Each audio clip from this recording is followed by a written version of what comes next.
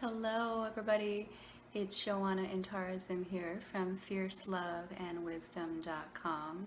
Great to be with you again, and here with my video blog on 365 days to transform fear back into love. We're getting up here in day, I think it's 272 or something like that, and wow, what a ride this has been. Really, truly amazing. Thank you for all your support and encouragement.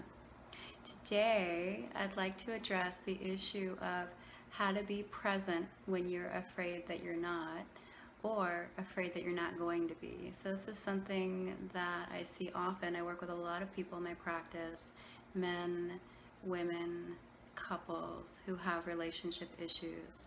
And this is often something that comes up as a couple's issue. Oftentimes, it's the women speaking about it, but it can happen too with the men speaking about it as well. There's really no gender issue. It can happen in same-sex couples also. Is the fear that the other person will not be present, or fear that you won't be present yourself, or that there's going to come a future time where you won't be present. So I want to offer a few things to support you in cultivating the actual presence that's going to be needed to help transform your fear of not being present, which is actually something way in the future, to actually being present now so that the fear is not here. So one thing that I just want to say to start with is it's true, you're not going to be present all the time. I don't know of anyone who is present all the time, and that's not a crime, and it's completely okay. We all get taken away, we get taken over by thoughts, by ideas, by habituated patterns, by patterns of thinking, patterns of feeling, patterns of relating. It happens. So I think just to really normalize it, you're not going to be present all the time, and neither is your partner either.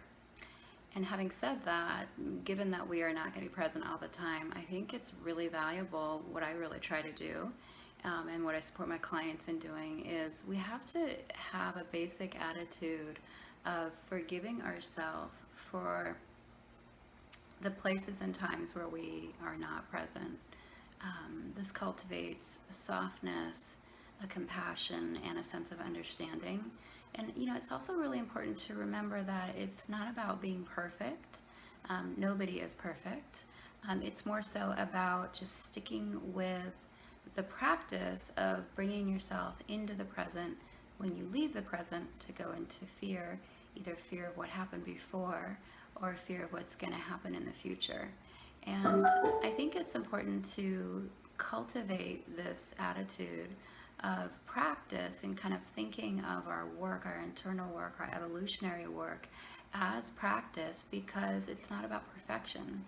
In fact, even monks and nuns who have been in meditation monastery nunneries their whole lives since they were 4 or 5 years old, they don't call it meditation perfection, they call it meditation practice. So I think this attitude can serve as a real source of understanding and compassion for our humanity as we work with our fears.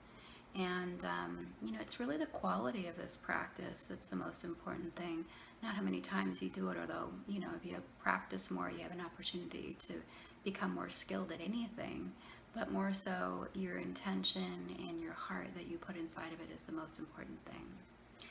So the third thing that I want to offer here is that the focus on the gift of the present moment. This moment is a gift. It's a gift to be here in a precious human body, to have a mind and a heart and consciousness, which is incredibly valuable. And when we become afraid of losing that presence, when we become afraid of being in the future at some point, whether it's with ourselves or our partners or they with us, it's actually to think of it and hold it as a gift is a way that you can actually trace it back to the opportunity to become more present.